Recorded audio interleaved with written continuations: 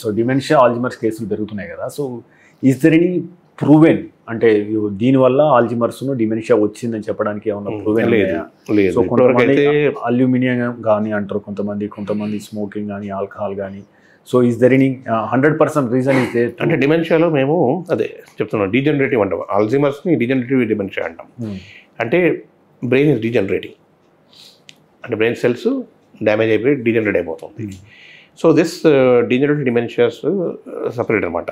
వాస్కులేటివ్ dementias ఉంటాయి కొన్ని, blood వెసల్స్లో కొన్ని ప్రాబ్లమ్స్ ఉండి దానివల్ల చిన్న అక్కడక్కడ చిన్న ఇన్ఫాక్ట్స్ అయిపోయి, అంటే ఇన్ఫాక్ట్స్ అంటే బ్రెయిన్ డ్యామేజ్ అవుతూ అది దాన్ని కూడా అంటాం. ఆల్కహాల్ డిమెన్షియా ఉంది ఇంకోటి. ఆల్కహాల్ ఎక్కువ తాగే వాళ్ళకి కూడా ఆల్కహాల్, చాలామంది ఏమనుకుంటారంటే ఆల్కహాల్ తాగడం వల్ల హార్ట్కి మంచిది అని కొన్ని ఉన్నాయి.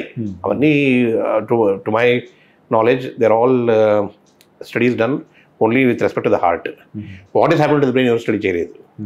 That same amount of alcohol will damage the brain, as nobody is talking. In fact, the organ which gets affected maximum is brain. Alcohol తాగంగానే దూడుతుంటాడు కదా, because the brain affected only. He cannot think properly. He cannot control himself. Ivanni alcohol valla because the brain. So logically speaking, everybody should have done a study what is alcohol doing to the brain, not to the heart. Correct? Anyway, now we know that alcohol can cause dementia. Alcoholic dementia is known. And alcohol ఎక్కువ తాగే వాళ్ళలో brain damage అయిపోయి dementia వస్తుంది. Alzheimer's disease అనేది కొన్ని genes వల్ల కూడా recently there are lot of studies. కొన్ని జీన్స్ లోపం వల్లనో, కొన్ని జీన్స్ సరిగా లేకపోవడం వల్లనో, అల్యూమినియం కావచ్చు, మర్క్యూరీ కావచ్చు, క్రోమియం కావచ్చు, ఎనీ ఆఫ్ దోస్ అన్నీ కూడా all this heavy metals can cause damage to the brain. Mercury especially, lead, ఇవన్నీ కూడా చాలా వరకు బ్రెయిన్ డ్యామేజ్ చేస్తాయి.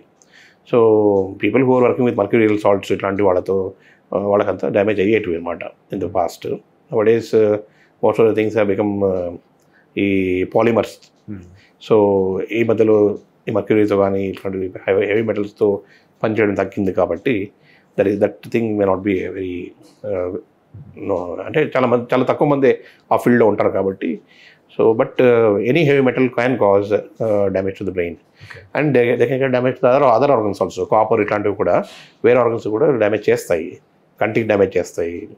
But brain being very very vulnerable, అంటే చాలా డెలికేట్ ఆర్గన్ కాబట్టి, అండ్ దాన్ని డ్యామేజ్ అయితే దానివల్ల వచ్చే ఎఫెక్ట్స్ చాలా ఎక్కువ కాబట్టి మనకు అఫ్కోర్స్ బ్రెయిన్ రక్షించడమే ప్రథమ కర్తవ్యం బాడీకి. It always try to protect the brain in any which way.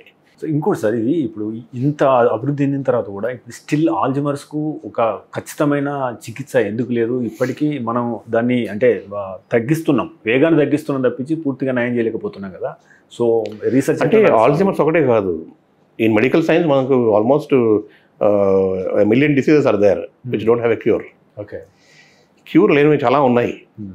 అట్లనే ఆల్జిమర్స్ అనే కాదు, ఫస్ట్ ఏంటంటే మనం కాజ్ కనుక్కుంటే ఆ కాజ్ మనం ఎలిమినేట్ చేయొచ్చా అని, కాజ్ కనుక్కుంటే దాన్ని ఎలిమినేట్ చేయొచ్చా అనేది ఒక పద్ధతి. ఒకవేళ ఎలిమినేట్ చేయలేమన్న పరిస్థితుల్లో మనం దాన్ని రివర్స్ చేయొచ్చు అనేది ఒకటి. So the research will be going on.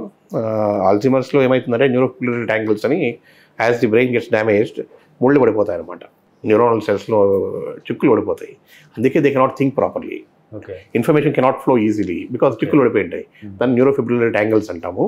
Tangles అయిపోతాయి అనమాట, అంటే జుట్టులో ఎలా మనకు చిక్కు పడుతుందో అలాగా.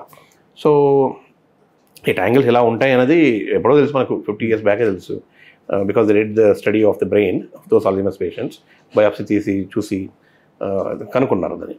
But how to prevent those tangles అనేది ఇంకా మనకు తెలియదు. సో ట్యాంగిల్ ఫార్మేషన్ వల్లనే all the features of Alzheimer's అది డిఫరెంట్ స్టేజెస్లో అదనమాట. మీరు తీసుకునే అదే మందులు, అదే నాణ్యమైన మందులు, కానీ సగం ధరకే. అవును, మెడ్ ప్లస్ బ్రాండ్స్ పై 50 to 80% తగ్గింపు.